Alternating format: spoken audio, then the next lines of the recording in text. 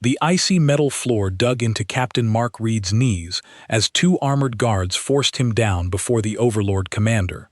The towering reptilian alien stood nearly twice his height, its emerald scales gleaming beneath the harsh white lights of the interrogation chamber. Golden eyes studied him with the cold confidence of a conqueror who had never known defeat. "Tell me about Earth's fleet," the commander demanded, its voice emerging through the translator as a dry, rasping growl. "How many of your warships survived our assault?" Mark kept his eyes fixed on the floor, not out of fear, to hide the fire that still burned inside them. 3 months of captivity had starved him, beaten him, and exhausted him, but they had not broken him, and they never would. "I don't know," he replied. It was the truth. The invasion had happened too quickly, too violently. Earth's defense fleet had been shattered in the opening minutes, scattered across the solar system like leaves caught in a hurricane. The commander's thick tail slammed against the floor in irritation. "You commanded one of their warships," it hissed. "You know more than you admit." For a brief moment, Mark's thoughts drifted back to the day humanity's world changed forever. The Dauntless had been conducting nothing more than a routine patrol near the outer defense perimeter. Then space itself split open. Not one wormhole, not 10, hundreds. They erupted across the stars, vomiting out Overlord warships in endless waves, like a swarm of predators descending upon helpless prey. There had been no warning, no declaration of war, no demands, only destruction. "Our victory was inevitable," the commander continued as it slowly circled him. "Your species is primitive. It is reckless. It is dangerous. But it is still primitive." Mark nearly smiled. Primitive? Perhaps. Outnumbered? Without question. But inferior? Never. Human technology had stood beside the overlords in almost every field. Their weapons could kill. Their ships could fight. Their crews could match any enemy in courage.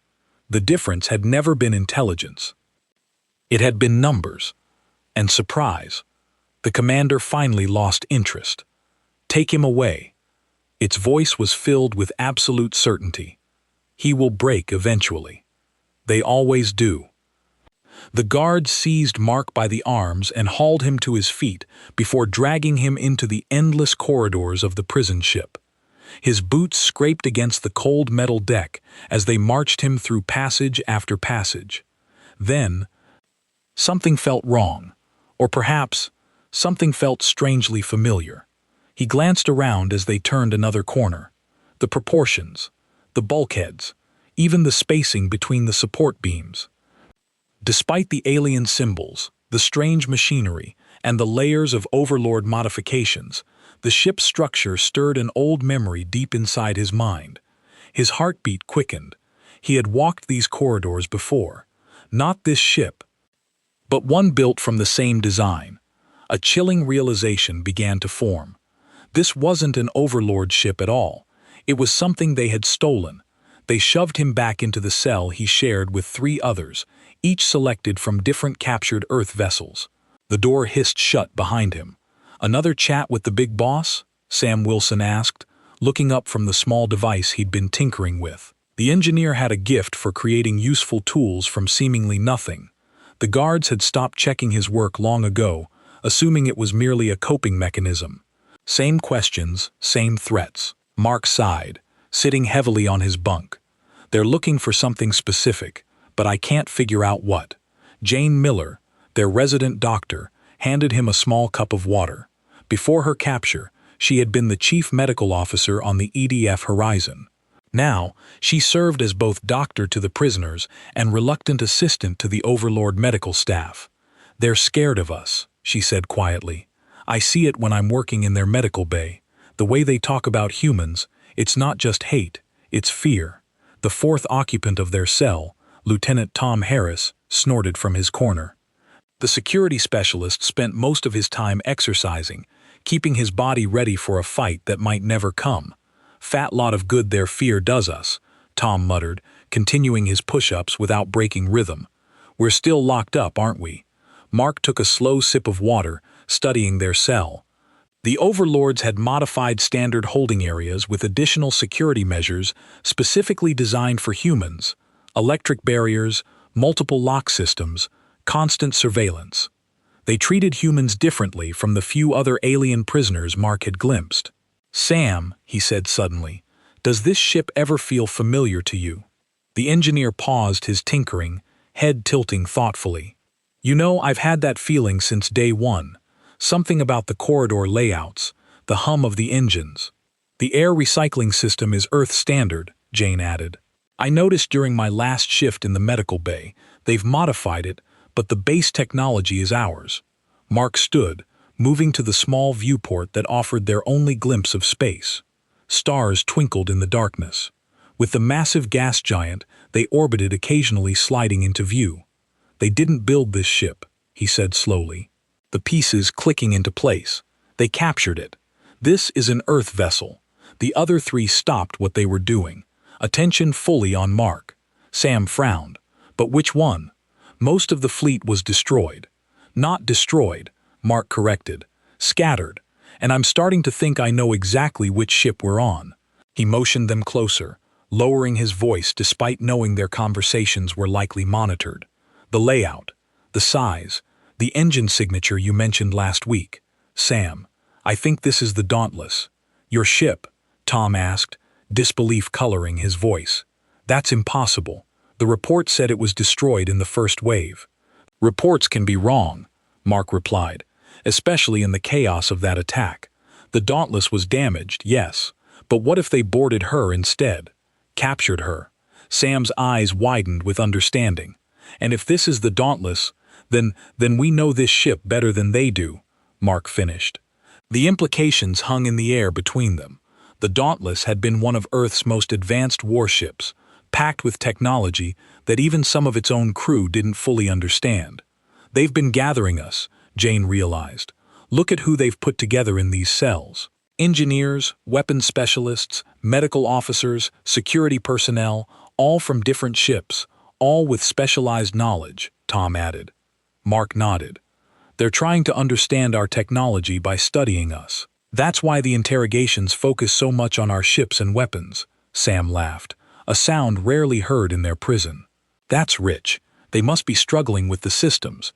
Human tech is designed with human intuition in mind." "Which means," Tom prompted, "which means they probably don't understand half of what this ship can do," Sam replied, eyes gleaming with new purpose. "They're using maybe 60% of its capabilities at most." The conversation paused as heavy footsteps approached their cell. An overlord guard walked past, his gaze lingering suspiciously on their huddled group before moving on. Mark waited until the corridor was empty again. "We need to be careful. Test this theory without alerting them."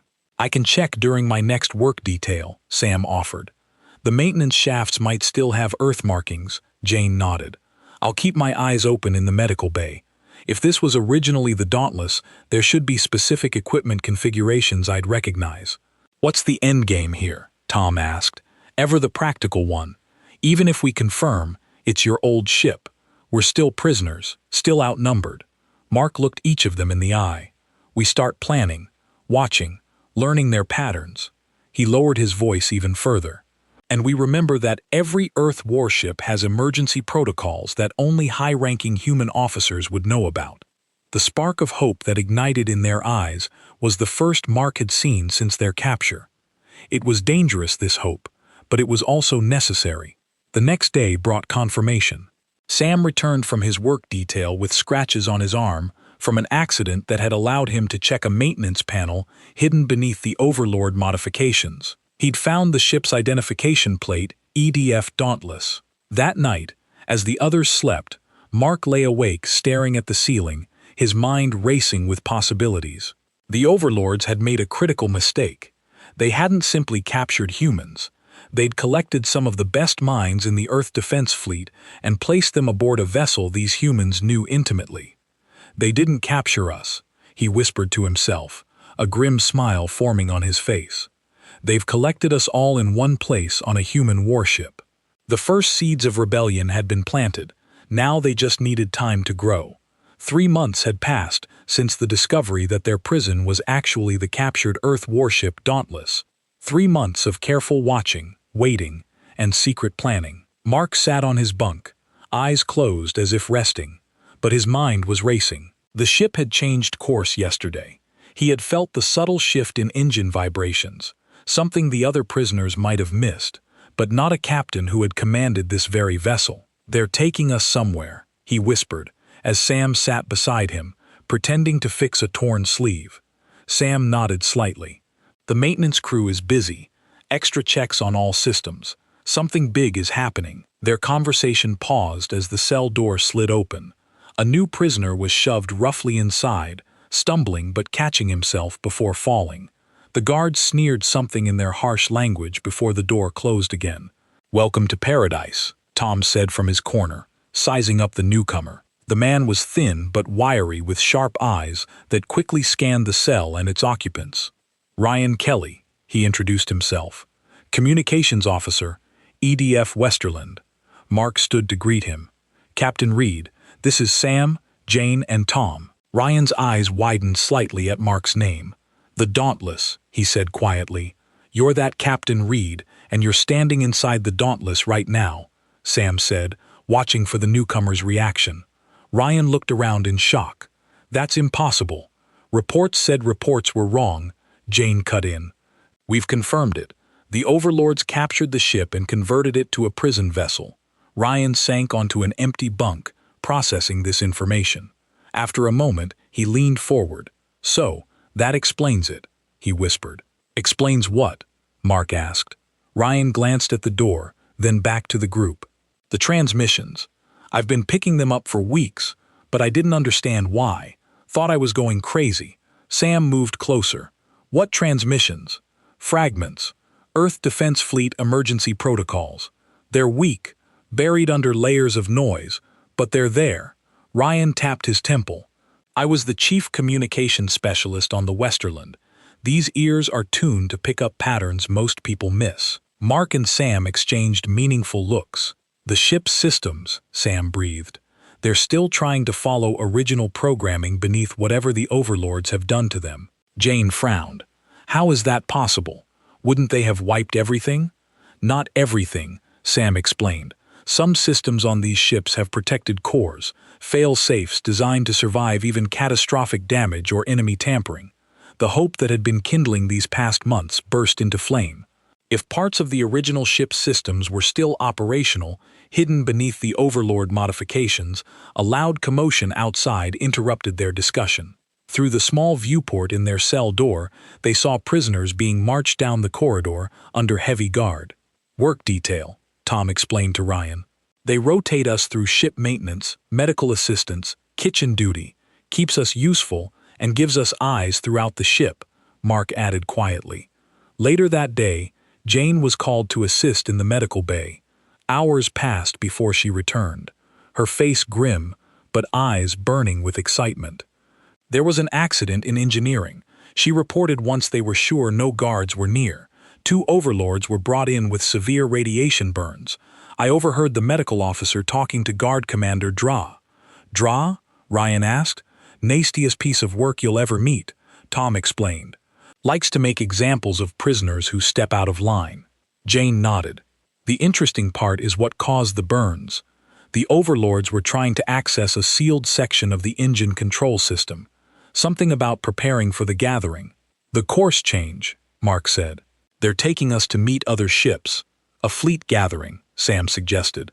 "But why risk accessing sealed systems?" The answer came 2 days later when Sam returned from his maintenance detail. He waited until lights out before whispering to the others.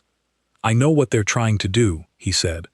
Excitement barely contained in his quiet voice. "They're preparing the weapon systems for a major offensive." "How did you find that out?" Mark asked.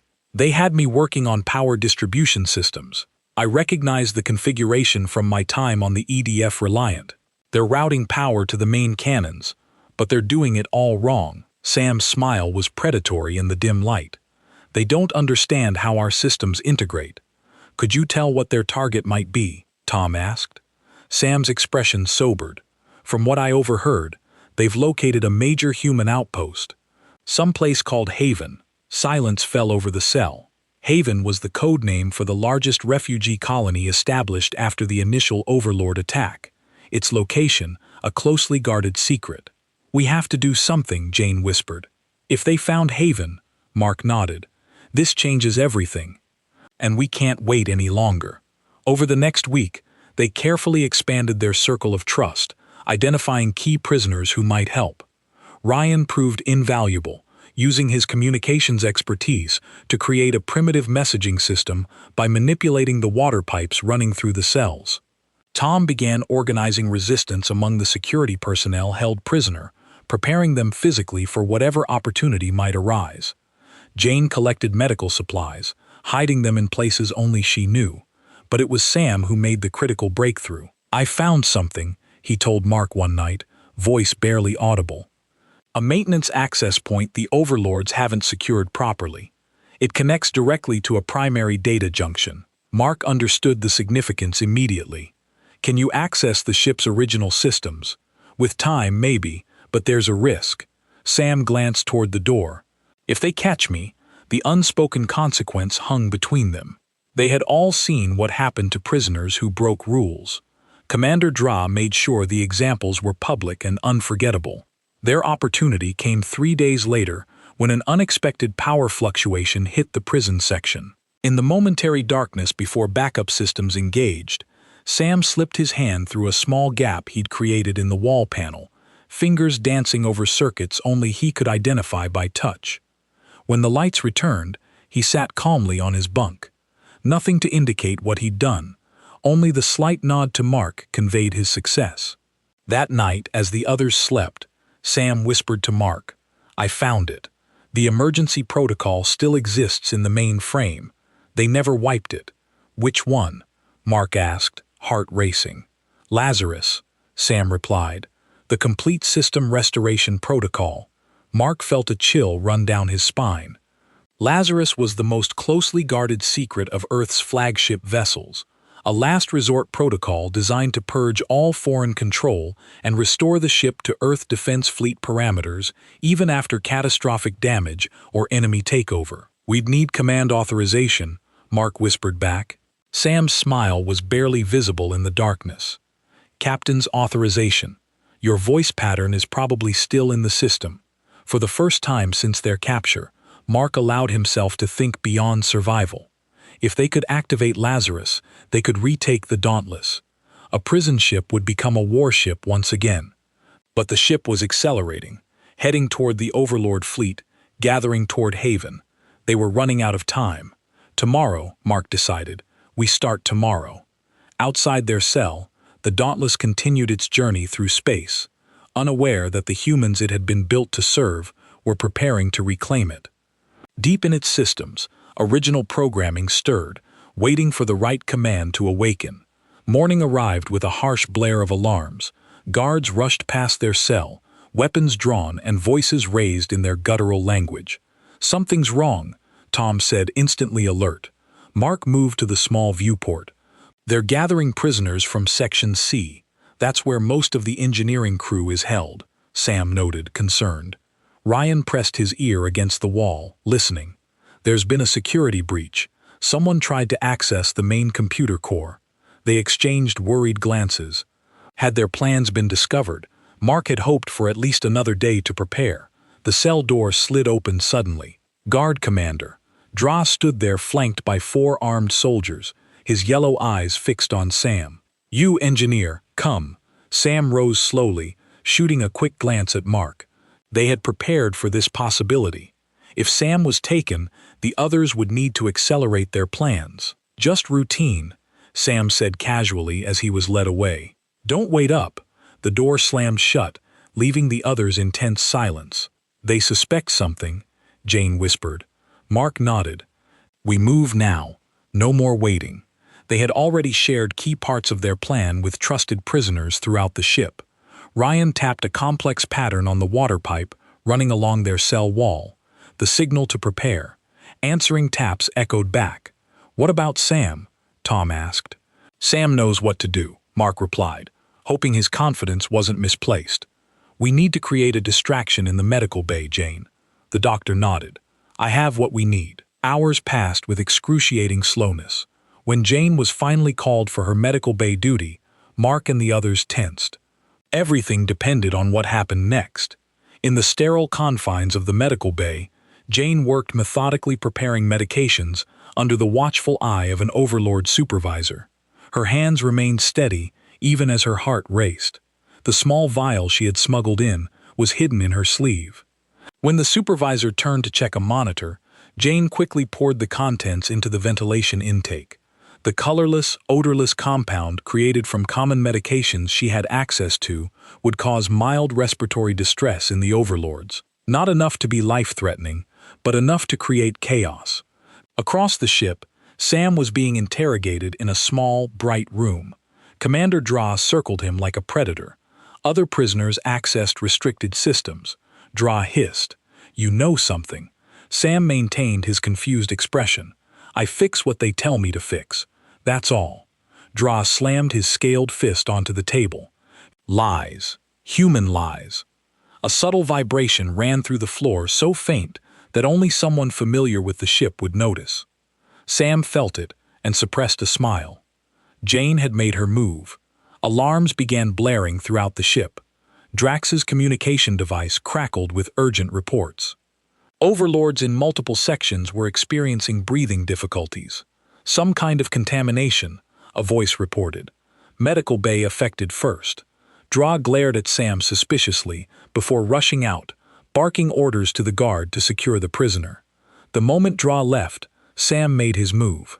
The guard, distracted by the alarms and concern for his own safety, didn't notice Sam's hand slipping beneath the table edge, right where he knew an emergency maintenance panel would be on an Earth vessel.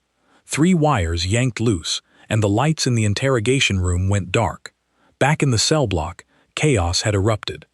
Guards were rushing toward the medical bay, leaving minimal security behind. Mark gave the signal, and Tom moved into action. Using techniques passed down through their improvised prisoner network, he managed to short-circuit their cell door. The corridor was nearly empty as they emerged. 2 guards appeared at the far end, but Ryan was ready. Using a makeshift slingshot, created from elastic medical bandages, he launched small metal objects salvaged from their bunks. The projectiles struck with surprising accuracy, buying them precious seconds to disappear down a side passage. "We need to get to auxiliary control," Mark whispered as they navigated the corridors.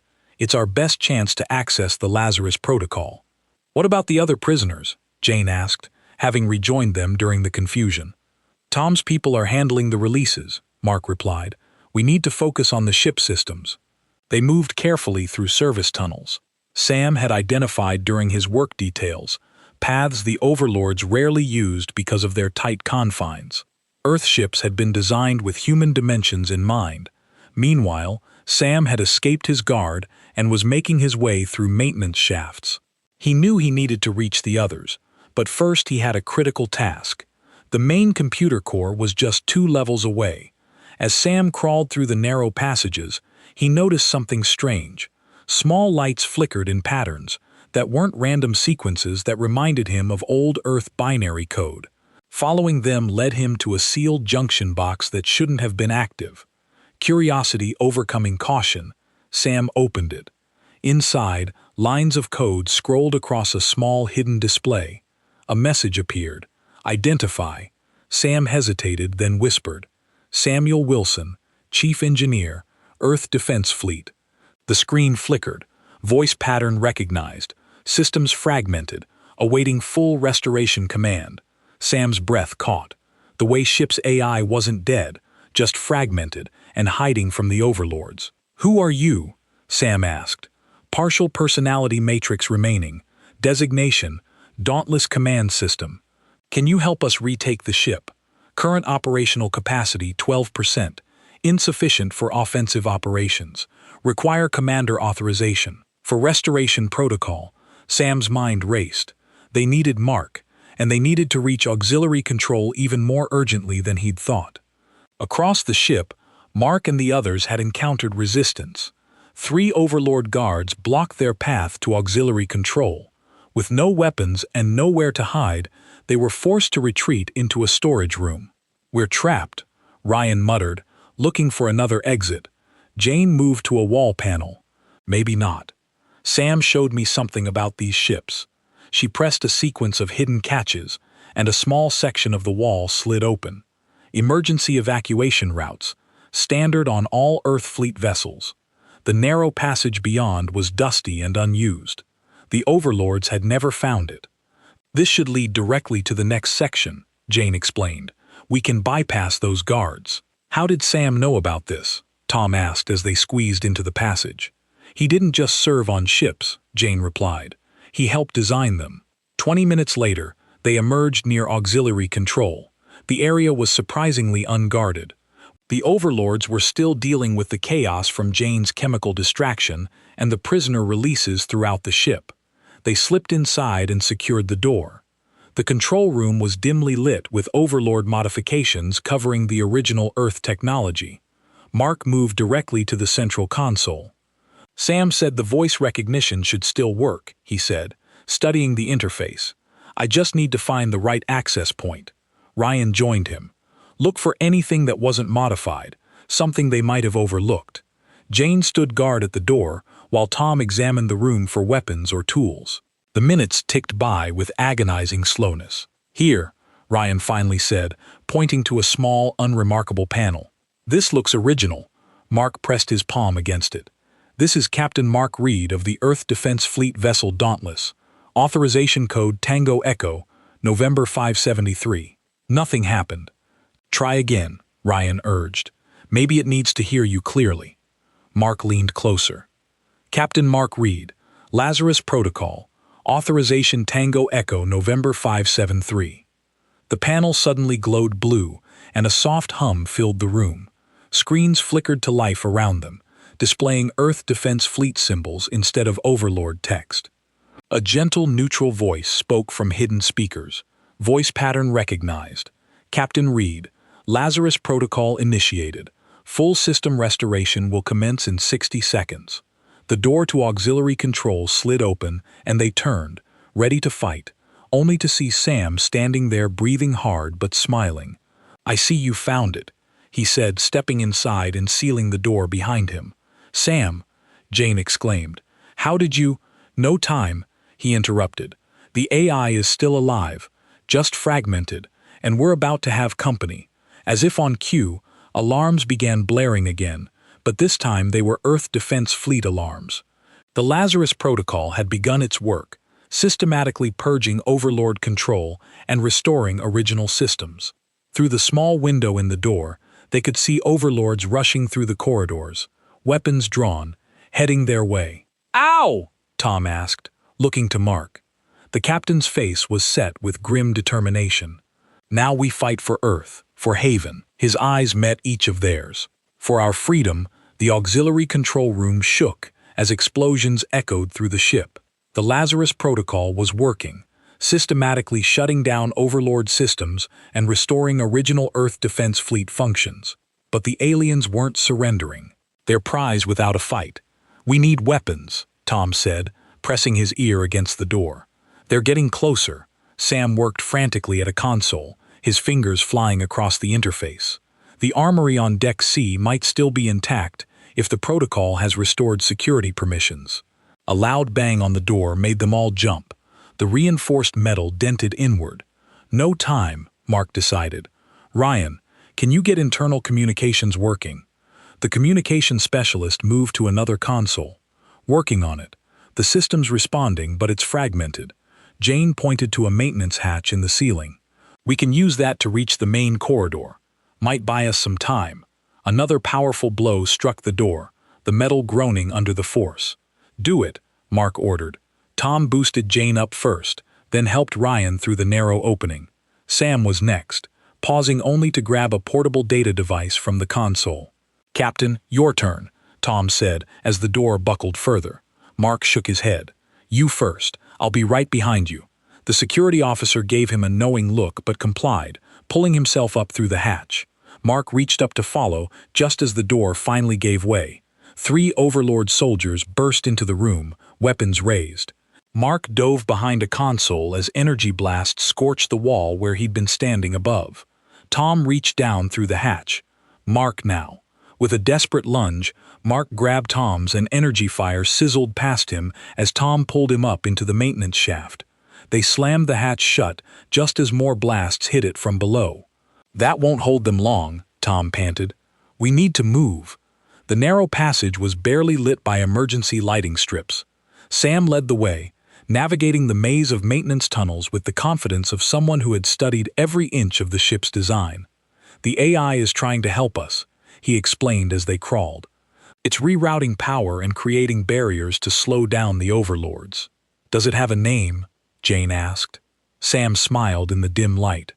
"It calls itself Phoenix now," said it seemed appropriate. After several minutes of crawling through hot, cramped shafts, they reached another hatch. Sam pressed his ear against it, then carefully pushed it open. They emerged into a corridor that looked markedly different from before. The Overlord modifications were retracting, original Earth Defense Fleet systems unfolding from hidden compartments in the walls. "The ship is healing itself," Ryan whispered in awe. "This way," Sam urged, pointing down the corridor. "Bridge is 2 levels up." They moved cautiously, aware that Overlord still controlled parts of the ship. The sounds of fighting echoed from distant sections, other freed prisoners engaging the enemy. As they rounded a corner, they came face to face with Commander Dra and 4 guards. For a heartbeat, both groups froze in surprise.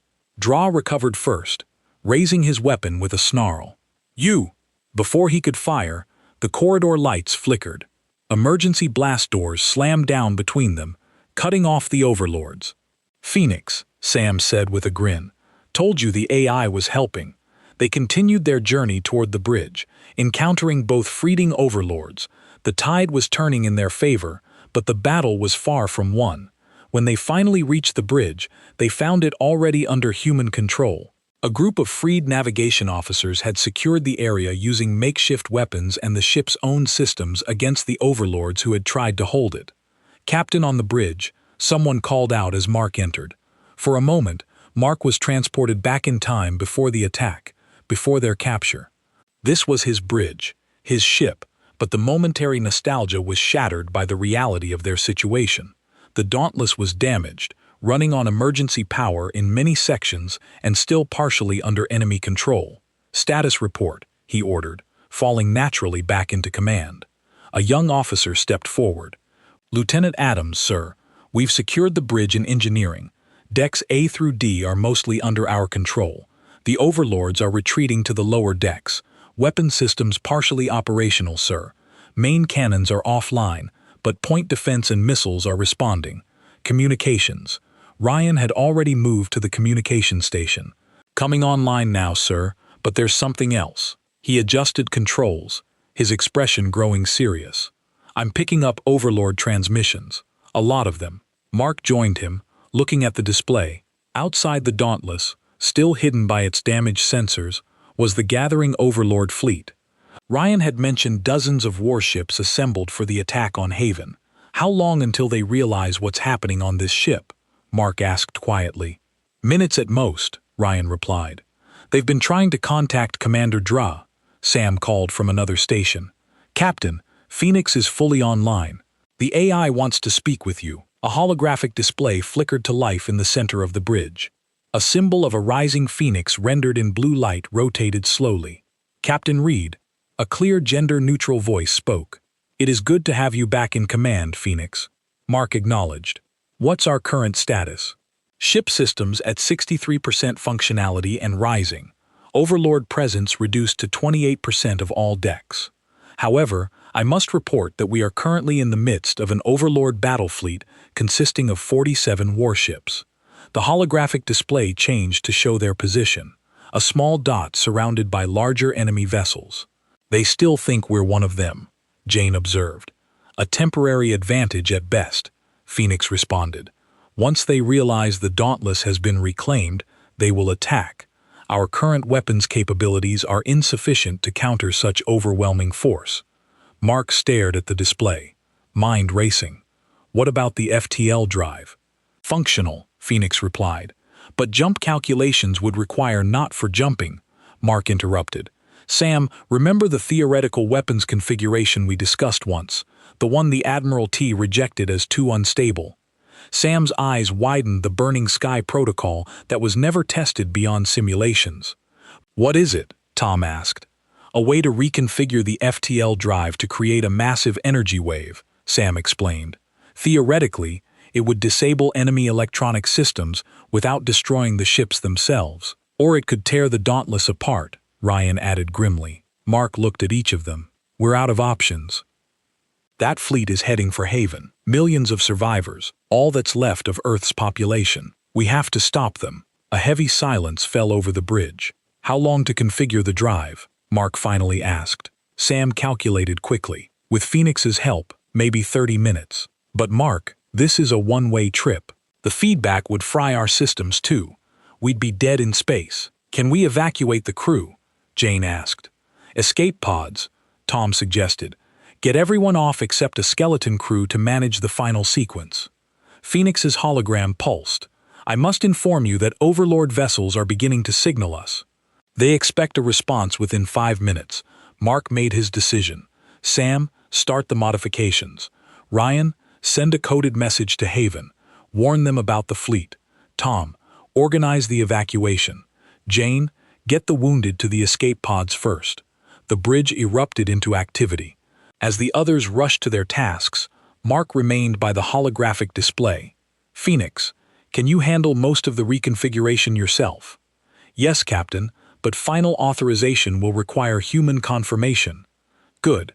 Keep our weapons ready in case they realize what we're doing before we're ready. The minutes ticked by tensely. Throughout the ship, freed prisoners fought the remaining overlords, secured critical systems, and made their way to escape pods. The Overlord fleet grew increasingly suspicious, their communications becoming more insistent. Sam worked feverishly on the FTL drive reconfiguration, Phoenix assisting with each step. When he finally looked up, his face was streaked with sweat. It's ready, he announced, but we'll need to be in the engine room for final activation. Mark nodded. How many people do you need? Just one, Sam replied quietly. Me. No, Mark said firmly. I won't ask anyone to. You're not asking, Sam interrupted. I'm volunteering. I know the systems better than anyone. Before Mark could argue further, Phoenix interrupted. Captain, Overlord vessels are moving to surround us. They suspect something is wrong. On the main screen, they watched as enemy ships began to change formation, encircling the Dauntless. Time's up, Ryan said from his station.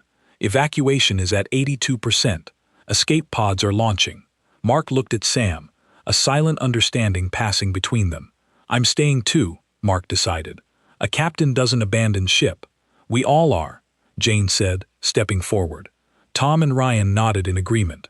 Someone has to make sure this works, Tom added simply. Mark felt a surge of pride for his crew, his friends. Even now, facing almost certain death, they stood together. Then let's finish this, he said, his voice steady and determined.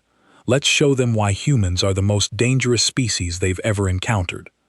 As the last escape pods jettisoned toward Haven, the Dauntless turned to face the Overlord fleet, its engines glowing with unnatural power as the burning sky protocol reached its final stages. The bridge of the Dauntless hummed with energy as the 5 remaining crew members prepared for their final stand. Outside, the Overlord fleet had completely surrounded them, their massive warships forming a deadly cage around the former prison vessel. They're hailing us again, Ryan reported from the communication station. Getting pretty insistent now. Ignore them, Mark ordered.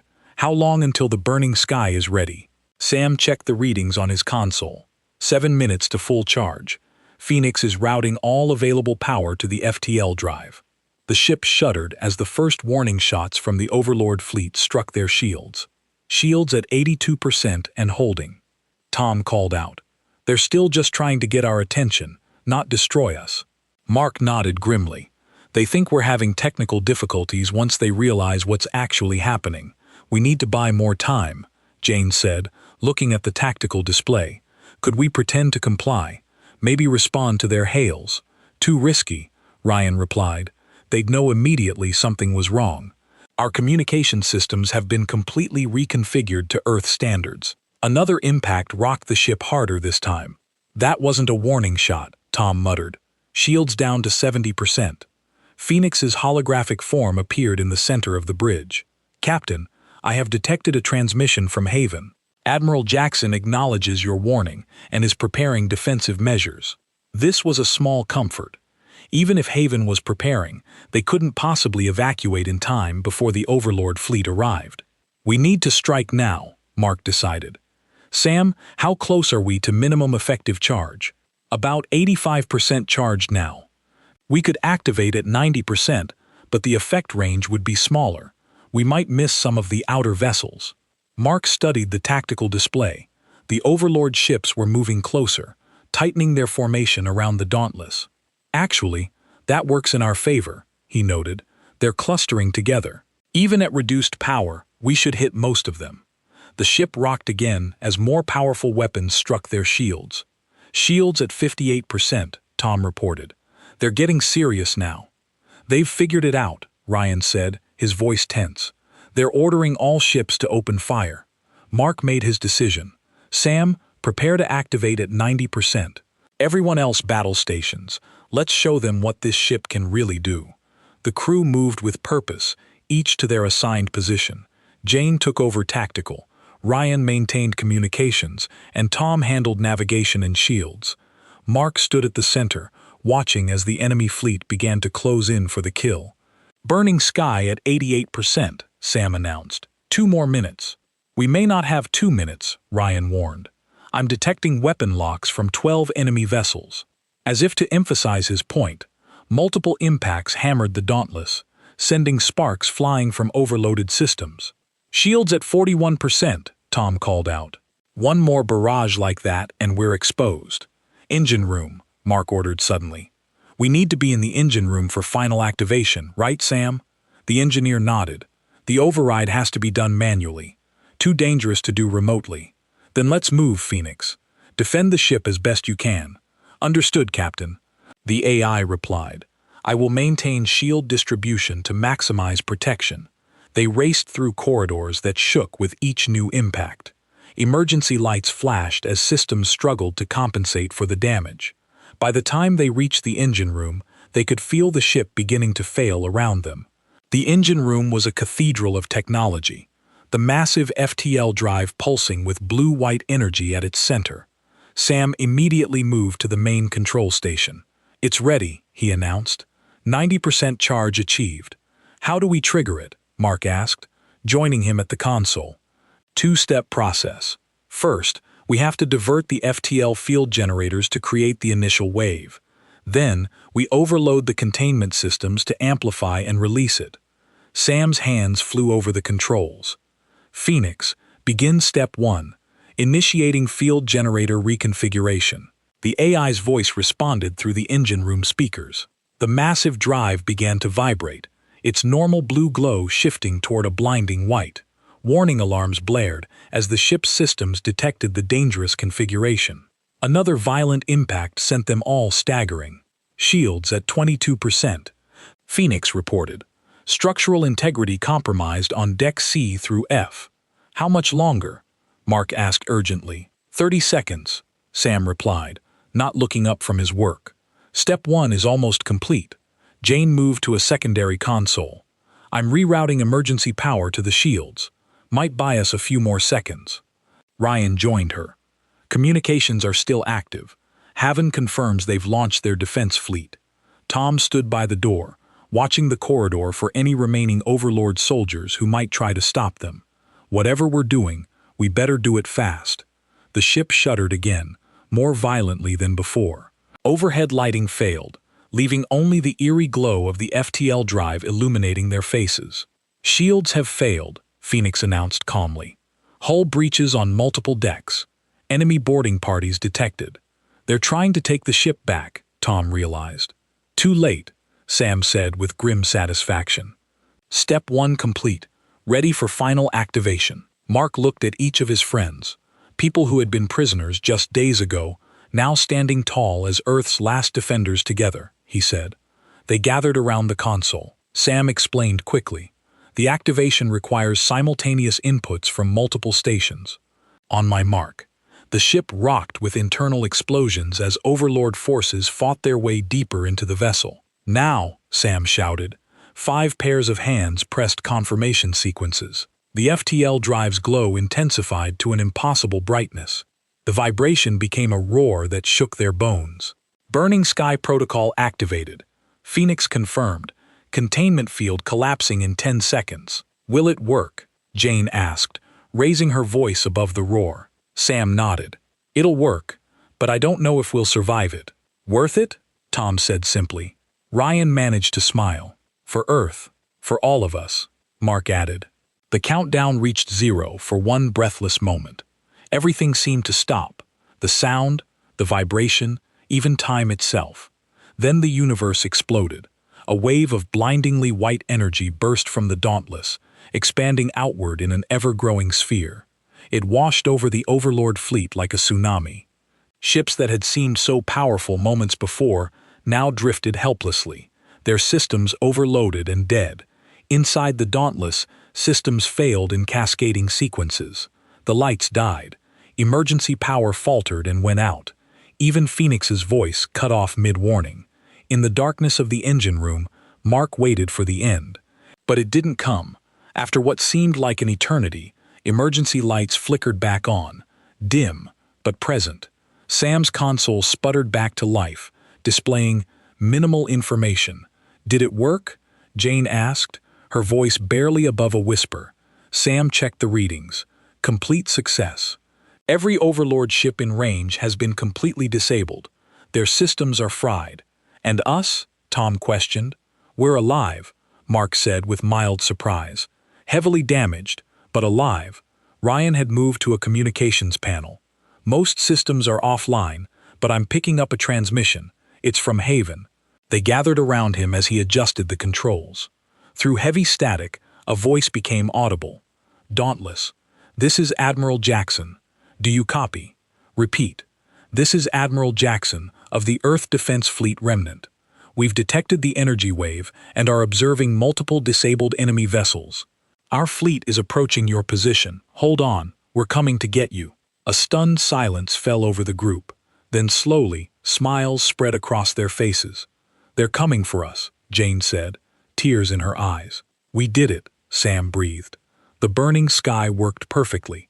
Mark moved to a viewport. Outside, the stars were visible among the drifting hulks of powerless Overlord warships. In the distance, tiny points of light grew larger. The approaching ships from Haven. Phoenix? Mark called out. Are you still with us?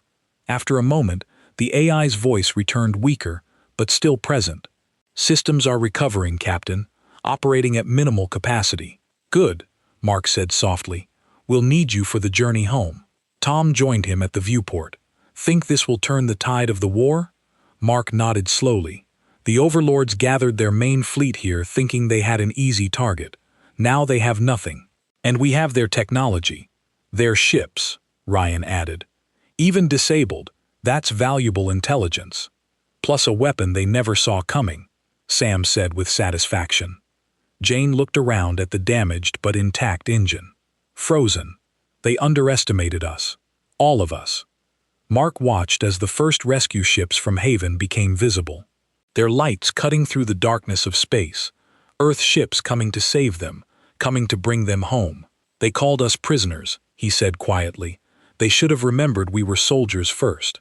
Around them, the Dauntless began to awaken again, systems slowly coming back online. No longer a prison, but a warship once more. A symbol of humanity's refusal to surrender, even in their darkest hour. The first Earth vessel docked with the Dauntless, and cheers echoed through the corridors as rescue teams arrived. In the midst of the celebration, Mark and his friends stood together, watching as their victory unfolded before them. They had been prisoners. Now they were heroes, and the war had just begun to turn. The strange object first appeared on radar screens at the Deep Space Monitoring Station in Nevada on a quiet Tuesday morning. The blip was small, but it moved in a way that made the technicians look twice. Natural objects didn't change direction like that.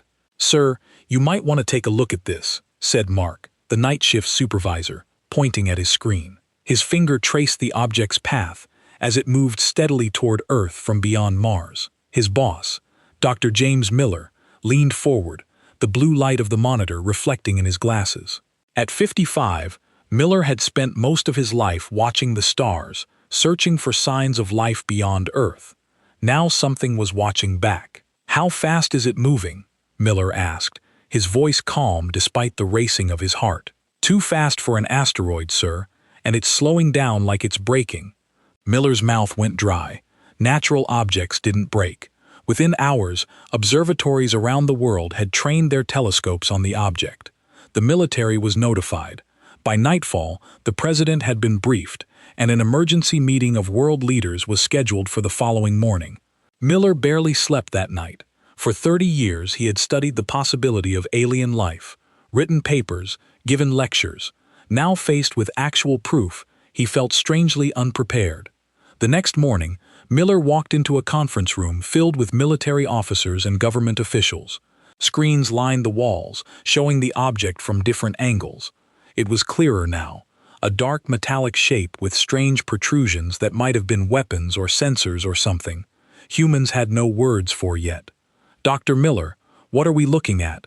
asked General Parker, a stern-faced man with close-cropped gray hair. Miller cleared his throat. "It's artificial. That much is certain. The shape, the movement patterns. This is a spacecraft, and given its trajectory and speed, it's heading directly for Earth." The room fell silent as the implications sank in. "Have they responded to our signals?" asked a woman at the far end of the table. Captain Kate Davis, from Military Intelligence, wore her dark hair pulled back in a tight bun, her uniform crisp and perfect. "We've been broadcasting on all frequencies," Miller replied. "No response so far. So, we don't know if they're friendly," said General Parker. "It wasn't a question. Actually, sir," said Captain Davis, stepping forward with a tablet in hand. "We have reason to believe they're not." She swiped the screen, and a new image appeared on the wall. The same spacecraft, but now glowing with points of energy along its hull. These readings were taken an hour ago as the craft passed Mars. The energy signatures match what we'd expect from weapon systems powering up. Miller felt his stomach tighten. "You can't be sure of that. It could be their propulsion system. Or, with all due respect, Dr. Miller," Captain Davis cut in, "I've been studying these patterns since the object was first detected. The energy configuration is consistent with offensive capabilities, not navigation or communication." General Parker nodded.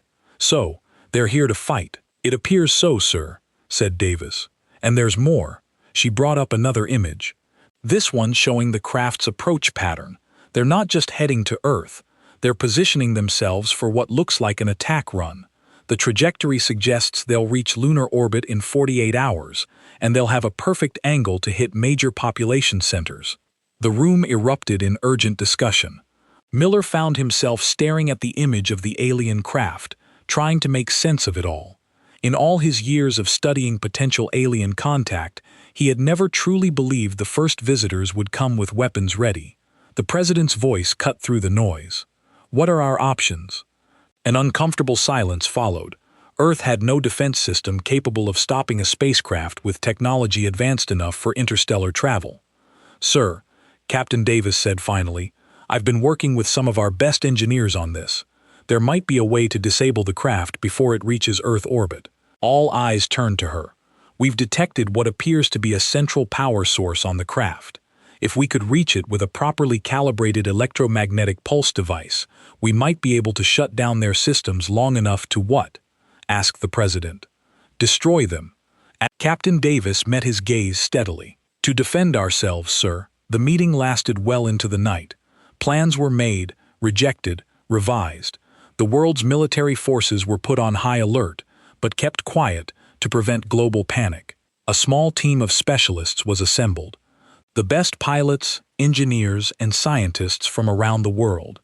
Meanwhile, Dr. Miller worked around the clock with a team of linguists and communication experts, still trying to establish contact. Even if they came here with hostile intent, he argued, we should try to talk first. But the alien craft remained silent. By the next morning, the situation had escalated.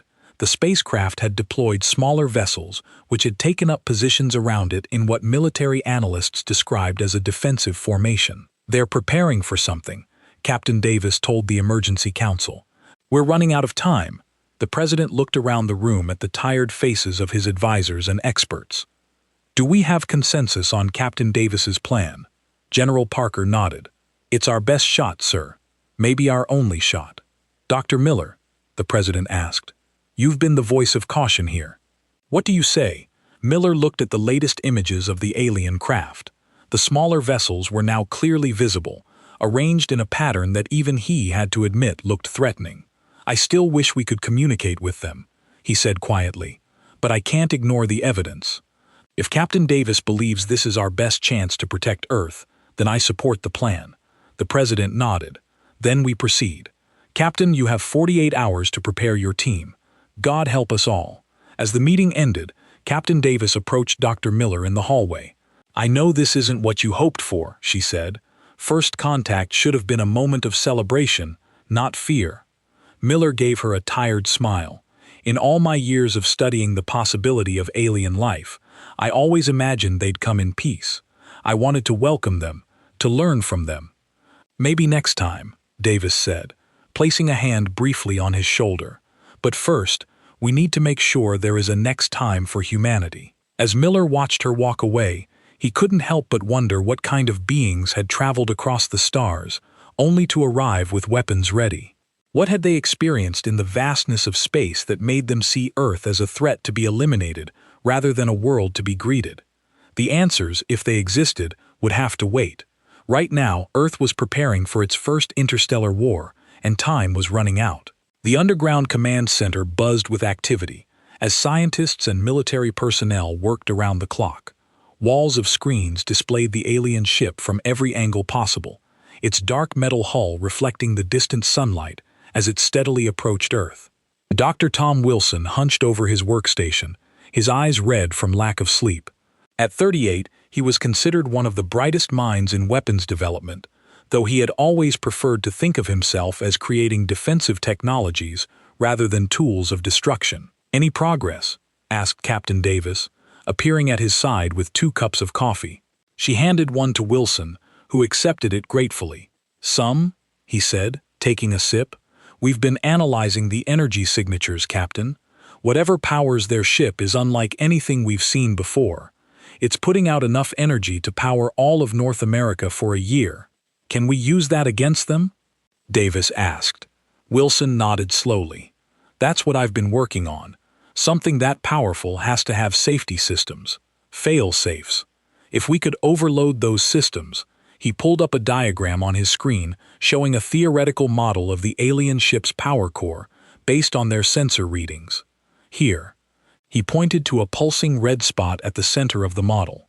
"This is where the energy readings are strongest. If we could deliver a properly calibrated electromagnetic pulse directly to this area, it might trigger a cascade failure throughout their systems." "Might." Davis raised an eyebrow. Wilson shrugged. "Best I can offer with 12 hours of data on a completely alien technology." "It'll have to do," said a deep voice behind them. Colonel Alex Brown, head of the military response team, stepped forward. He was tall and broad-shouldered, with a stern face that rarely smiled. "We need that weapon ready in 24 hours. Dr. Wilson." 24 hours? That's impossible," Wilson protested. "We're talking about developing technology to counter an alien power source we barely understand. Make it possible," Brown said simply. "The aliens aren't waiting for us to be ready." As if to emphasize his point, one of the large screens on the wall changed to show a new image. The alien mothership had released more smaller craft, which were now forming a complex pattern around it. Dr. Miller entered the room, pointing at the screen. "They've launched another 16 smaller vessels in the past hour. That brings the total to 42. "Attack ships?" asked Brown. "We don't know," Miller admitted, "but they're positioning themselves between the mothership and Earth. If I had to guess, I'd say they're preparing a defensive screen or getting into position for a coordinated attack," Brown countered. Davis studied the pattern on screen. "It could be both, but this formation—" She traced the pattern with her finger. "There's something deliberate about it, Almost like what? Wilson asked. Like they're positioning themselves for maximum coverage of Earth's surface, she finished grimly. If each of those smaller craft carries weapons, the room fell silent as everyone considered the implications. How soon can your team be ready to launch, Colonel? Davis asked. 6 hours for the ships and crews, but we need Dr. Wilson's weapon. All eyes turned to Wilson, who sighed deeply. I'll need every engineer you can spare and access to the experimental EMP technology from Project Blackout. Brown frowned. That's classified beyond your clearance level. Then increase my clearance. Wilson snapped. Because without it, we're just going to be throwing rocks at a battleship. The colonel stared at him for a long moment, then nodded curtly. I'll make the arrangements. Captain Davis, you'll be leading the mission. Select your crew. Best pilots we have, sir. Davis nodded, already mentally reviewing potential candidates. As the room emptied, people hurrying to their assigned tasks, Miller remained, staring at the screen showing the alien formation. Something wrong, Doctor? Davis asked, noticing his troubled expression. I've been trying to decode their communications, Miller said quietly. We've picked up some signals between the mothership and the smaller craft. It's all encrypted, of course, but there are patterns, repeating sequences. Have you made any progress? Miller hesitated. It's preliminary, but yes, some of the sequences match mathematical constants. Pi, the square root of 2 prime number sequences. It suggests they're using math as a basis for communication, which makes sense for a spacefaring species. Can you use that to communicate with them? Davis asked, a small spark of hope in her voice. Miller shook his head. Not in time, but I have managed to isolate what might be identification codes for each ship. And there's something else. He pulled up another screen showing a waveform analysis. These patterns here suggest they're mapping Earth's surface, taking detailed scans for targeting, Davis asked. Possibly. Or Miller's voice dropped lower. For resource assessment, the implication hung in the air between them. Not just an attack, but an invasion, colonization. Have you told the others? Not yet. I wanted more evidence before causing additional panic. Davis placed a hand on his shoulder. Find that evidence, Doctor. We need to know exactly what we're facing. 6 hours later, Captain Davis stood in a hangar filled with Earth's hastily assembled defense force. 12 experimental spacecraft, each capable of reaching the moon in under 2 hours, were being prepped for launch. They were originally designed for rapid response to satellite threats, but now they would face something far beyond their intended purpose. Colonel Brown addressed the gathered pilots and crew, his voice echoing in the vast space. What you're about to attempt has never been done before. You'll be engaging an enemy with technology far beyond our own. But remember this, they might have better ships, better weapons, but they don't have better people. Each of you was chosen because you're the best at what you do. He gestured to Davis. Captain Davis will command the mission. Dr. Wilson has developed a weapon that should disable the alien mothership long enough for you to deliver a more permanent solution. Wilson stepped forward, holding what looked like a metal briefcase. This contains the EMP device. It needs to be placed directly against the hull of the mothership, as close to their power core as possible. He pointed to a diagram showing the estimated location. Once activated, you'll have 3 minutes to clear the blast radius before it detonates. A murmur ran through the assembled crew. Questions? Brown asked. A pilot raised his hand. Sir, how do we get close enough to place the device? Won't they detect us approaching? That's where this comes in, Davis said, revealing a smaller device. Dr. Miller has been analyzing their communication patterns. This transmitter will broadcast signals mimicking their own ships. It won't fool them for long, but it might get us close enough. And if it doesn't, another crew member asked. Davis met their gaze steadily. Then we fight our way in. As the briefing continued, Miller approached Wilson at the side of the room. Will it work? He asked quietly, nodding toward the EMP device. Wilson gave a half smile. In theory, yes. In practice, I guess we'll find out. But there's something else bothering me. He lowered his voice. The power readings from their ship, they're increasing. Whatever they're planning, they're getting ready to do it soon. Miller's face paled. How soon? Based on the energy buildup, I'd say we have less than 12 hours before they reach full power. Outside, through the hangar's massive windows, the night sky was clear and star-filled. Somewhere up there, beyond the visible stars, the alien ship continued its approach. 12 hours until it reached lunar orbit. 12 hours until whatever weapons it carried would be in range of Earth. The countdown had begun.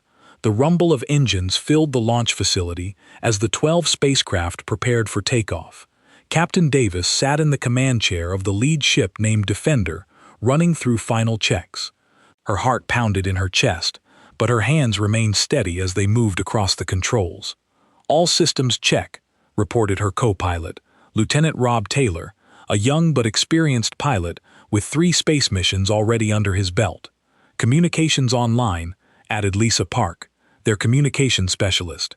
Her fingers danced across her console as she monitored the encrypted channels connecting all 12 ships. Davis pressed a button on her armrest. "All ships report status." One by one, the other 11 craft confirmed their readiness. In the cargo hold of each ship, specially trained soldiers prepared the weapons they hoped they wouldn't need to use.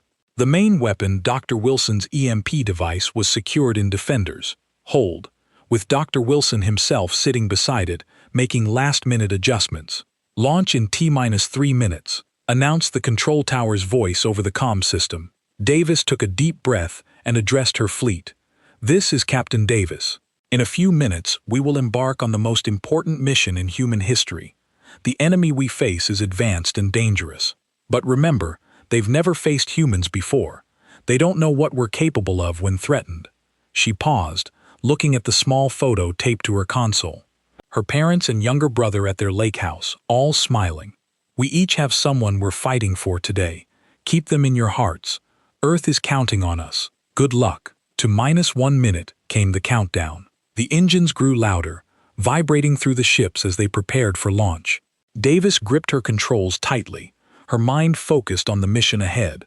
1098 glanced nervously at Davis, who gave her a reassuring nod. 3-2-1 launch. The force of acceleration pushed Davis back into her seat as Defender shot upward, quickly followed by the other ships.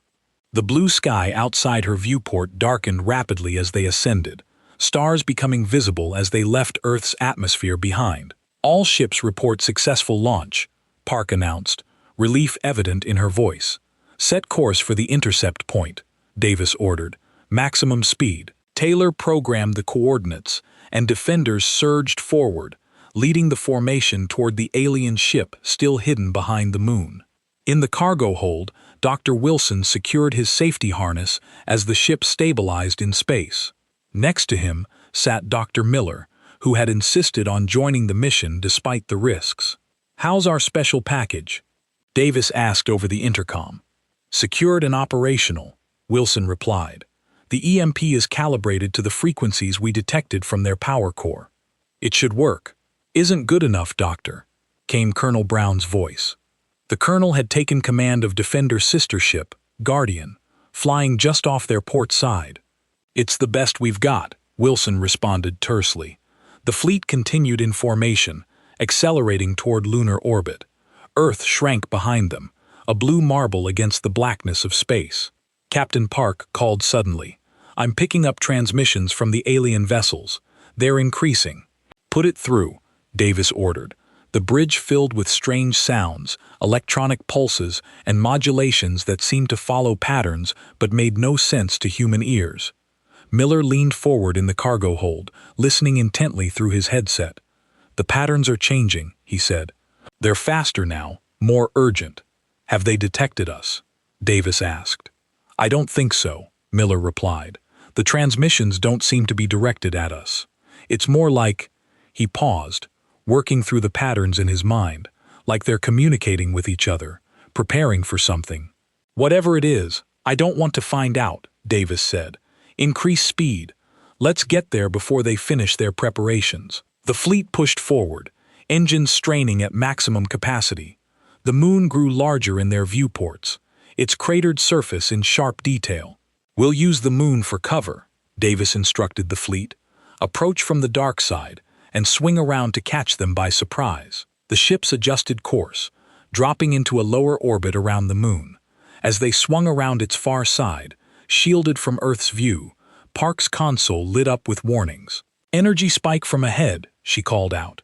"Massive readings just beyond the moon's horizon." Davis leaned forward. On screen, the main display activated, showing what awaited them as they cleared the moon's edge. The alien mothership hung in space, far larger than it had appeared in their long-range scans. Its dark hull was covered in strange protrusions and glowing sections. Around it, the smaller craft moved in complex patterns like a swarm of insects protecting their queen. "My God," whispered Taylor. "It's massive." The mother ship was at least a mile long, dwarfing their small fleet. As they watched, parts of its hull shifted and moved, revealing what could only be weapon ports. "They see us," Park said urgently. "Communications between their ships just exploded. They're reacting to our presence." "Activate the signal jammer," Davis ordered. "Project Miller's false identification codes. Let's see if we can confuse them." Activated the device Dr. Miller had prepared. It broadcast signals matching the patterns they detected from the alien smaller craft, hoping to make the mother ship identify them as friendly for just long enough. "Formation Delta," Davis commanded the fleet. "Spread out and approach from multiple vectors. If they start firing, brake and evade." The human ships spread out, approaching the alien fleet from different angles. For a tense moment, nothing happened. The alien craft continued their patterns, seemingly ignoring the approaching humans. "It's working," Taylor said hopefully. Then, without warning, 3 of the smaller alien craft broke formation and accelerated toward them. "They're not buying it." Brown's voice came through the comm. "Prepare for engagement." The alien craft moved with incredible speed, covering the distance between them in seconds. They were sleek and angular with no visible windows or cockpits. "Evasive maneuvers," Davis ordered as the lead alien ship fired a pulse of energy that streaked past Defender's port side, missing by mere yards. The human fleet scattered, breaking formation as the alien craft pursued them. 2 more waves of smaller alien ships detached from the mothership's protective screen and joined the attack. "We need to get to that mothership," Davis shouted as she yanked Defender into a steep dive, avoiding another energy pulse. "Colonel, can you provide cover?" "Already on it," Brown replied grimly. Guardian and 3 other ships formed up, drawing fire from the alien craft, while Davis led the remaining ships toward the mothership. In the cargo hold, Miller and Wilson held on as the ship shuddered and spun. "They're communicating targeting data," Miller said, still monitoring the alien transmissions. "Their smaller ships are coordinating their attacks." "Can you jam those signals?" Wilson asked. Miller adjusted his equipment. "I can try to introduce interference, but I can't block them completely." Outside, the battle intensified. One of the human ships exploded in a ball of fire as an alien energy pulse struck it directly. Another was crippled, venting atmosphere as it spun away from the fight. "We're losing too many ships," Park reported, her voice tight with tension. Davis gritted her teeth. "We need a new approach." She studied the mothership, noticing how the smaller craft moved around it. "There's a pattern to their defensive screen. Look, they're leaving a gap on the far side, rotating their coverage." She highlighted an area on the tactical display where the coverage seemed thinner. "If we time it right, we might slip through during the rotation." "That's a narrow window," Taylor warned. "It's our only shot," Davis replied. She opened the fleet channel, all ships' new plan. "Colonel Brown, continue drawing their attention. The rest of you form up on Defender. We're going to punch through their screen at coordinates. I'm sending now." They regrouped quickly, 5 ships remaining in their strike force. The alien craft continued their assault on Brown's diversionary group, which was fighting back with everything they had. 30 seconds until the gap opens," Davis announced, watching the pattern of alien ships. "Ready engines for maximum burst. We'll have about 10 seconds to get through." The ships positioned themselves ready to spring forward. Davis counted down the seconds, watching as the alien defensive pattern shifted exactly as she'd predicted. "Now," she ordered. The 5 human ships surged forward together, engines blazing as they aimed for the momentary gap in the alien defenses. For a breathless few seconds, it looked like they would make it cleanly. Then the aliens reacted, several smaller craft breaking off to intercept them. "They're faster than we expected," Taylor shouted as enemy ships closed in. "Keep going," Davis ordered. "Don't slow down for anything." Energy pulses flashed around them as the alien craft opened fire. One of the human ships took a direct hit and exploded, the shockwave buffeting Defender, but they were through the gap, racing toward the massive hull of the mother ship with just 3 ships remaining. "Target in range," Taylor reported as the enormous alien vessel filled their viewport. Davis opened the intercom to the cargo hold. Dr. Wilson were approaching the target area. "Get ready to deploy." In the cargo hold, Wilson gave a thumbs up to the camera. "Ready when you are, Captain." The mother ship loomed before them, its dark surface now just miles away and closing fast. "Almost there," Davis whispered, guiding Defender toward what they hoped was the alien ship's vulnerable heart. The vast hull of the alien mothership filled Defender's viewports, blotting out the stars behind it. Up close, the ship was even more intimidating, its surface covered with strange shifting patterns of light and sections that seemed to move and reconfigure themselves. "Approaching target zone," Taylor announced, his voice tight with tension as he guided their ship toward the area Wilson had identified as the power core. "2 alien craft on intercept course," Park warned, her eyes fixed on the radar display, "closing fast from Sector 7. Davis made a split-second decision. "Evans-Jackson," she called to the pilots of their 2 remaining escort ships. "Break off and engage those pursuers. Buy us time to reach the target." "Copy that, Captain," came the immediate response. The 2 ships peeled away, engines flaring as they moved to intercept the approaching alien craft. "How close do we need to get?" Davis asked over the intercom to the cargo hold. Wilson's voice came back, strained but determined. "Ideally, direct contact with the hull. The EMP needs to be physically placed for maximum effect." Davis exchanged a look with Taylor. Direct contact meant docking with an alien vessel that was actively trying to destroy them. "Can we do it?" she asked her co-pilot. Taylor studied the approaching hull, noting the strange configurations and complete lack of anything resembling a docking port. "Not conventionally," he admitted, "but there's a section ahead that looks flatter than the rest. If we can match velocity perfectly and use the magnetic grapples." "Do it," Davis ordered. Taylor adjusted their course, aligning Defender with the relatively smooth section of the alien hull. Outside, flashes of light indicated that their escort ships had engaged the alien pursuers, drawing fire away from Defender. "Extending magnetic grapples," Taylor reported, activating the system normally used for securing cargo in space, matching rotation and velocity. The ship shuddered as Taylor killed their relative speed, bringing them into perfect sync with the massive alien vessel. The distance closed to mere meters. "Grapples ready," Taylor said, attempting contact in 3, 2, 1. With a dull thud that resonated through the ship, the grapples made contact with the alien hull. For a moment, nothing happened. Then the readout showed green. The magnets had found purchase. "We're attached," Taylor confirmed, a note of surprise in his voice. "Hull material is responding to our magnets." "Dr. Wilson, you're up," Davis said. "Cargo bay depressurizing."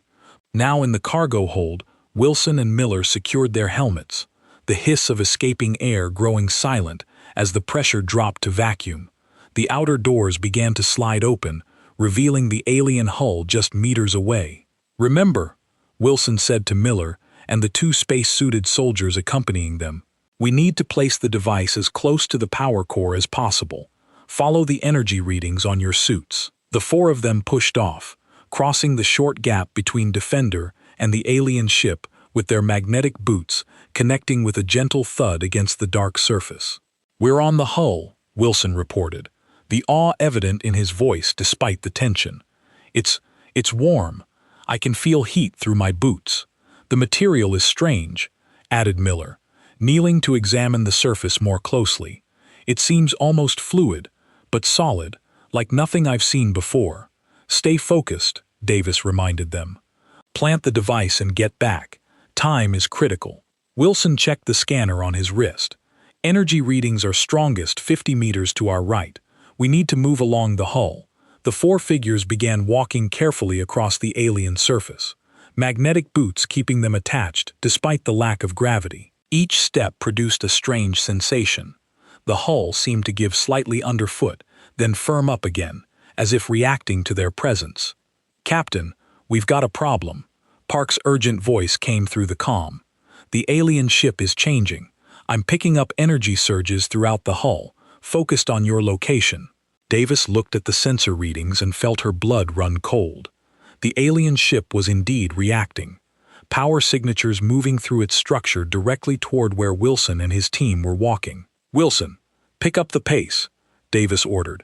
"The ship knows you're there." On the hull, Wilson and his team broke into an awkward running gait, moving as fast as their magnetic boots would allow. The hull beneath them began to shift more noticeably, crippling like water. "What's happening?" one of the soldiers asked, panic edging into his voice. "The ship is alive," Miller whispered in awe. "Or at least partly organic. It's responding to us." Suddenly, the hull directly ahead of them bulged upward, forming a barrier in their path. "Go around!" Wilson shouted, changing direction. The team followed, but new bulges appeared wherever they turned, hurting them away from their target. Inside, Defender Davis watched the unfolding situation with growing concern. "Dr. Miller, what are we dealing with here? Is the ship somehow sentient?" "Not sentient, I think," Miller replied, his breathing heavy as he continued moving. "More like an immune system. It's treating us like foreign bodies, trying to isolate and expel us." Captain Park called out. "Colonel Brown is reporting that the smaller alien craft are returning to the mother ship. They're breaking off their attacks." On the tactical display, Davis could see the alien smaller craft disengaging from combat with the human ships and racing back toward the mother ship. "They're being recalled." She realized something's changed. As if in confirmation, the entire alien ship began to glow with increasing intensity, energy patterns flowing across its surface like rivers of light. "Wilson, you need to plant that device now," Davis urged. "Something big is happening on the hull." Wilson and his team had been forced into a dead end, surrounded by rising barriers of the ship's material. The energy readings on his scanner were off the charts. "We can't reach the optimal placement point," he reported, his voice tight. "The ship is blocking us." "Plant it where you are," Davis ordered. "We're out of time." Wilson looked at his scanner again. "This location will reduce effectiveness by almost 40%. The EMP might not. It's our only chance." Davis cut him off. "Do it now." Wilson nodded to the soldiers, who quickly helped him place the device against the hull. He activated the arming sequence, his fingers flying over the control pad. "Device armed," he confirmed. 3-minute countdown initiated. "Get back to the ship immediately," Davis ordered. The team turned back toward Defender, but found their path now blocked by more rising barriers. The hull between them and safety was changing rapidly. Becoming a maze of shifting walls were cut off, Wilson reported, a note of fear finally breaking through his professional demeanor. Inside Defender, Davis made another quick decision. Taylor repositioned the ship. Get as close to their location as possible. Taylor skillfully detached the magnetic grapples and maneuvered Defender along the alien hull. Following the signals from Wilson's team suits, the alien material continued to shift and change, forcing him to constantly adjust their approach. "There they are," Taylor said, spotting the four suited figures now trapped in what looked like a closing pit in the alien hull. "Extending emergency tethers," Davis announced, activating the rescue system. 4 cables shot out from Defender's cargo bay toward the stranded team. "Grab the tethers," Davis called over the comm. Wilson and his team reached for the approaching cables as the alien surface beneath them continued to close in. Each managed to grab hold of a tether just as the surface where they'd been standing sealed completely. "Retracting tethers," Taylor reported, activating the winch system that began pulling the 4 men rapidly toward Defender's still open cargo bay. "Captain, the energy readings from the mothership are reaching critical levels," Park warned. "Whatever they're powering up, it's nearly ready." "How long on the EMP?" Davis asked. 1 minute 40 seconds, Wilson replied, as he and his team were pulled through space toward the waiting cargo bay. The alien smaller craft had now all returned to the mothership, taking up positions that suggested they were preparing to protect it from the coming EMP blast. "All ships, clear the blast radius," Davis ordered the remaining human vessels. "Repeat, all ships withdraw immediately." The human ships began pulling away from the mothership, engines straining at maximum power. In the cargo bay, Wilson and his team tumbled inside as the tethers completed their retraction. "We're in," Wilson called. "Seal the bay." "Sealing cargo bay, restoring pressure," Taylor confirmed, closing the outer doors as Davis already had Defender turning away from the alien ship. 50 seconds to detonation, Wilson reported, making his way to the bridge, his face pale but determined. "We need to get at least 10 kilometers clear."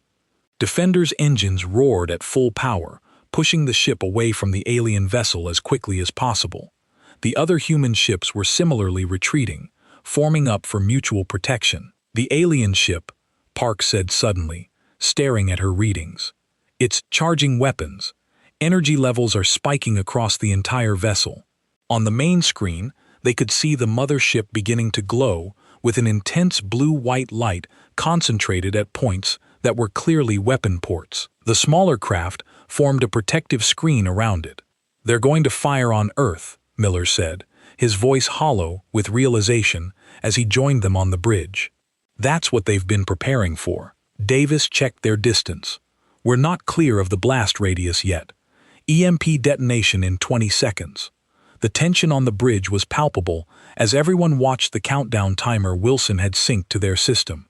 The alien mothership grew smaller behind them, but its glow intensified, becoming almost too bright to look at directly. 10 seconds, Wilson announced. "Brace for electromagnetic pulse," Davis ordered. "All ships, cut power systems on my mark to minimize damage to our own craft." The countdown reached 3 seconds. "Cut power now." Throughout the human fleet, engines died and systems went dark, leaving the ships drifting on their established trajectories away from the alien vessel. In the silence that followed, all eyes turned to the viewports, watching as the timer reached 0. For a moment, nothing seemed to happen. Then a pulse of invisible energy radiated outward from the alien ship, detectable only by the wave of distortion it created against the starfield behind it. The effect on the alien mothership was immediate and dramatic. The brilliant glow flickered and died across sections of the hull. The smaller craft surrounding it spun out of formation, their synchronized movements faltering. "It's working," Wilson exclaimed. But the celebration was premature, though damaged. The mothership's core systems remained active, its central section still glowing with power. "The pulse wasn't strong enough," Wilson said, disappointment heavy in his voice. "We couldn't get close enough to the core." The alien smaller craft were already recovering, their movements becoming coordinated once again as they formed a tighter defensive screen around the damaged mothership. "Restore power," Davis ordered. "Prepare for evasive maneuvers." As the human ships came back online, Davis stared at the wounded but still dangerous alien vessel. They had failed to destroy it, and now they had revealed their hand. The next move belonged to the aliens, and based on the energy reading still building within the mothership.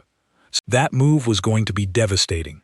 The wounded alien mothership hung in space, parts of its vast hull dark and lifeless, while others pulsed with renewed energy. The human fleet regrouped at a safe distance, the crews watching anxiously as the alien vessel struggled to recover from the EMP blast. "Damage assessment?"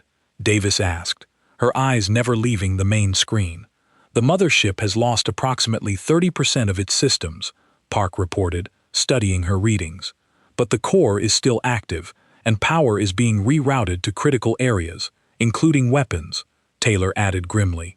"They'll be back to full capacity in minutes." Davis turned to Wilson and Miller, who were huddled over a console, analyzing data from the EMP attack. "Options, gentlemen. We're running out of time." Wilson looked up, his face drawn with exhaustion, but his eyes bright with sudden inspiration. "The pulse weakened their systems enough to give us readings we couldn't get before. Look at this." He pointed to a pattern on his screen. "Their power distribution isn't uniform. There are vulnerable junctions where energy is being channeled between sections. Can we target those points with conventional weapons?" Colonel Brown asked over the comlink from Guardian. Wilson shook his head. Our weapons aren't powerful enough to penetrate their whole defenses, even in their weakened state. Miller had been unusually quiet, staring at the data scrolling across the screen. Wait, he said suddenly. The EMP didn't fail completely. Look at these patterns in their power fluctuations. He highlighted a rhythmic oscillation in the energy readings. Their systems are struggling to compensate, creating a resonance pattern. Wilson immediately understood. If we could amplify that resonance, we could trigger a cascade failure. Miller finished. How? Davis asked. We've used our only EMP device. Wilson thought for a moment, then turned to Miller. The device you created to mimic their communications. Could we modify it to transmit a signal matching that resonance frequency? Miller's eyes widened. Theoretically, yes, but we'd need to get much closer than we are now, almost as close as before, and they'll be ready for us this time, Davis pointed out. Their smaller craft are already reforming defensive positions. The bridge fell silent as everyone contemplated the seemingly impossible task. Then Colonel Brown's voice came through the comm again, steady and determined. Captain Davis, what if you had a clear shot at that mothership? No defensive screen to worry about. Davis frowned. That would change everything. But Guardian still has functional weapons, Brown continued. So do Evans and Jackson's ships. We'll draw off their defensive screen, give you a clear path to deliver that signal. The implication was clear. Brown was suggesting a suicide mission, sacrificing his ship and crew to give Defender a chance. Colonel, I can't let you do that, Davis began. Not your call, Captain, Brown replied. Earth comes first, always has. Before Davis could argue further, alarms blared across Defender's bridge. Energy spike, Park shouted. The mothership is powering weapon systems. On the main screen, they could see the alien vessel's damaged sections beginning to glow again as it restored power. At its front, a massive aperture was opening, revealing what could only be the main weapon. It's targeting Earth, Miller said, horror in his voice. They're going to fire. The decision was made for them. They had no time left for debate. Colonel, proceed with your plan, Davis ordered, her voice tight but resolved. We'll make your sacrifice count. Good hunting, Captain, Brown replied simply.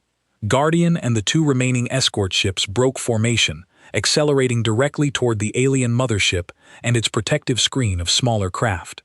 Immediately, the alien vessels moved to intercept, just as Brown had predicted. They're taking the bait, Taylor observed.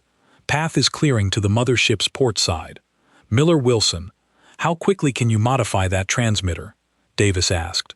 2 minutes, Miller replied, already working on the device. You have one, Davis told him. Taylor, plot an approach vector. We'll swing around the moon and come at them from below their plane of focus. Defender engines fired, pushing the D-ship away from the battle and around the lunar surface. Behind them, flashes of light indicated that Brown's diversion had engaged the alien craft in combat. In the cargo bay, Miller and Wilson worked frantically on the transmitter, rewiring it to emit a signal matching the resonance pattern they detected in the mothership's damaged systems. Frequency locked, Miller announced, just as they completed their circuit behind the moon. The transmitter is ready. Coming around now, Taylor reported. Approach vector clear. All alien craft are engaged with Guardian's group. The scene that greeted them as they cleared the moon's edge was one of desperate battle. Guardian was surrounded by alien ships, taking heavy fire, but still fighting, drawing attention away from Defender's approach. The other two human ships were already drifting, dark and lifeless. Colonel Brown is buying us time, Davis said quietly. Let's not waste it. Defender accelerated toward the mothership's exposed flank. The massive alien weapon was now fully revealed, gathering energy for what would surely be a devastating attack on Earth. 30 seconds to optimal transmission range, Wilson reported from the cargo bay where he and Miller had set up the modified transmitter. On the bridge, Park suddenly stiffened in her seat. Captain, I'm picking up a new transmission from the mothership. It's different from the others. Put it through, Davis ordered. The bridge speakers emitted a series of pulses, but these were slower, more deliberate than the rapid communications they'd intercepted earlier. Miller's voice came over the intercom. excitement breaking through his exhaustion. "That's not ship-to-ship communication. That's a message they're trying to communicate with us." "Are they surrendering?" Taylor asked hopefully. Miller listened intently. "No. It's a warning. They're telling us to stand down or be destroyed, so they can talk to us," Davis mused. "They just chose not to until now." 15 seconds to transmission range, Wilson reminded them. Davis made her decision. They had their chance for diplomacy. They chose war.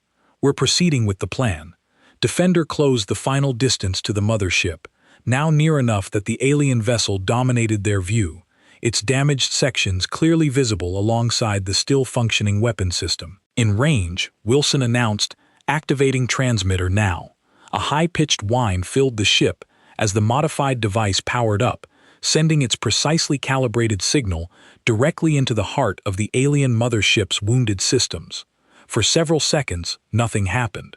Then, almost imperceptibly at first, the lights across the alien hull began to flicker in rhythm with the transmission. "It's working," Miller exclaimed. "The resonance is building."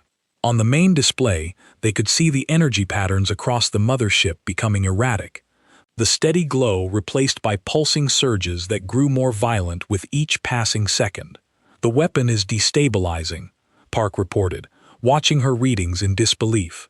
"Energy is being drawn away from it and into the resonance pattern. Full power to engines," Davis ordered. "Get us clear." Defender's engines roared as Taylor pushed them away from the increasingly unstable alien vessel. Behind them, the mothership's hull was now rippling visibly, sections buckling as the resonance tore through its systems. "All remaining human ships clear the area immediately." Davis broadcast on all frequencies. "Repeat, clear the area." Guardian, somehow still functioning despite the heavy damage it had taken, broke away from the battle with the smaller alien craft. These were now returning to the mothership in apparent confusion, their coordinated movements breaking down. "The smaller craft are losing their connection to the mothership," Miller observed. "They're being affected by the resonance, too."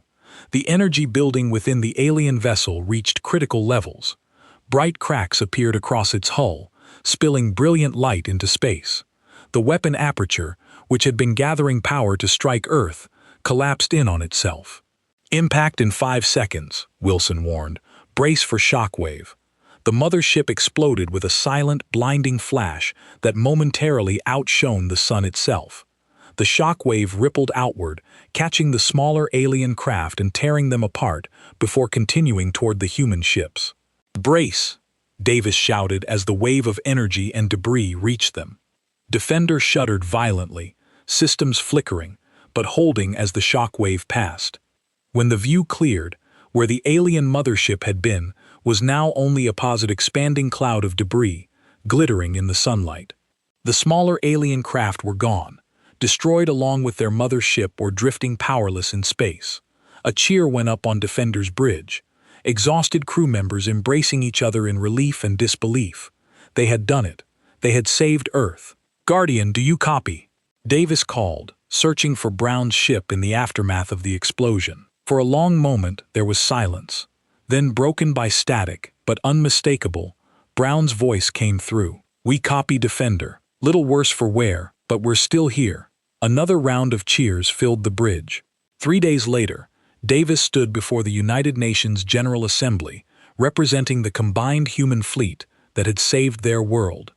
Behind her sat Wilson, Miller, Brown, and other survivors of the mission, hailed now as humanity's greatest heroes. "The threat has been eliminated," she told the assembled world leaders. "But in the debris of the alien ship, we've found technology beyond our current understanding." Dr. Miller has already begun analyzing what appears to be a star chart recovered from the wreckage. Miller stepped forward, displaying a holographic image of the chart they'd pieced together from the alien database. "This map shows dozens of star systems," he explained, "including our own, which is marked with a symbol we believe indicated target. Other systems bear different markings, some of which appear to denote conquered worlds." A murmur ran through the assembly. "The evidence suggests," Davis continued, "that this was not a random attack. Earth was specifically chosen, and based on the star chart, we were just the first in a planned campaign of conquest." There may be more coming. The room fell silent as the implications sank in. But we now have something we didn't have before, Davis said, her voice growing stronger. We have proof that we can defend ourselves. We have alien technology to study and adapt. And most importantly, we have unity. Humanity stood together against this threat, and we prevailed. She looked out over the assembly, meeting the eyes of leaders from nations that just days ago had been adversaries. The world changed when that ship appeared in our skies. It will never be the same. But we have an opportunity now to channel what we've learned about the universe and about ourselves into building a stronger, more united human civilization. One that will be ready if that star chart brings more visitors to our door. Outside the UN building, people gathered in the streets of New York, watching the speech on massive screens.